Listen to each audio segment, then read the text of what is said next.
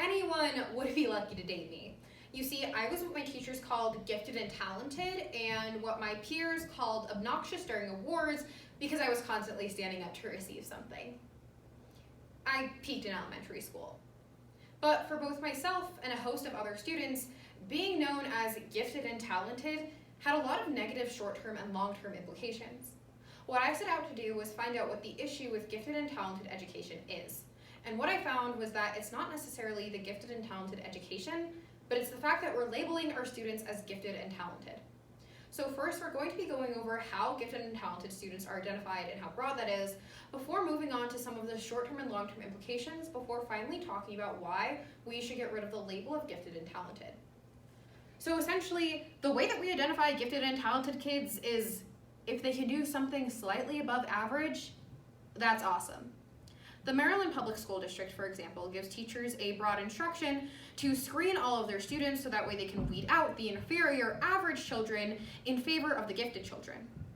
And this might not be such a problem if the definition of what gifted wasn't so broad either, because the Tenney School District defines gifted as a student, child, or youth who demonstrates high achieving capabilities in one or more of the following areas: creativeness, music, art, writing, reading, leadership, all the things that first graders are really, really good at. Essentially what I found was that the meaning of gifted and talented is so broad that the 3.2 million children who fall under that, according to the National Association for Gifted and Talented, aren't really being treated as gifted because schools are essentially allowed to do whatever they want in terms of their gifted education.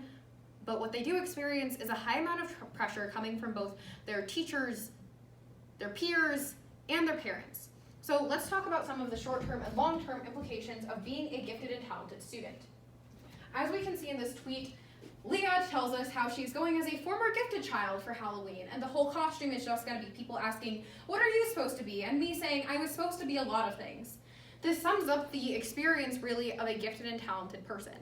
Basically what happens is that a lot of pressure is put on them from a very young age. In fact, a Cornell study found that both among self-identified and school-identified gifted and talented children, they have a higher rate for what's called situational depression, which is because of what Dr. Ann Smith calls never enough syndrome. Essentially what this is students expect to be perfect in every situation because the American Psychological Association explains this is pressure that's put on them from a very early age, typically by their parents and teachers. But oftentimes, the parents' and teachers' expectations exceed what the child is actually capable of. It puts this unnecessary amount of pressure on these young students. So this is why we need to abolish the label of gifted and talented students. Now, obviously, there's going to be variables. There are going to be students who don't come out having situational depression. There's going to be students who have a really positive experience in their gifted and talented program. But here's the thing. Because gifted and talented is so broad, there really is no way as of right now to say this is what a gifted and talented program looks like, which is why an insane amount of pressure is put on these young students by their parents, their teachers, and even their peers, because their peers expect great things out of them as well. What we can find from this is that it's not necessarily a problem with the gifted and talented education, because a University of Connecticut study found that once you take the label of gifted away but still implement a gifted curriculum, which typically looks like kids who excel in reading for most of the day before going on to their other subjects, it's actually really beneficial for kids' long-term comprehension of material. But what they found was that taking away the label of gifted was significantly more beneficial for everyone. Kids don't feel like they're supposed to be super smart. Kids don't feel dumb. And so ultimately what we can see today, even from something as simple as this tweet, is that when we hold gifted kids up to this ridiculously high expectation, it leads to this situational depression. But it's not necessarily a problem with the gifted education, it's a problem with the gifted label.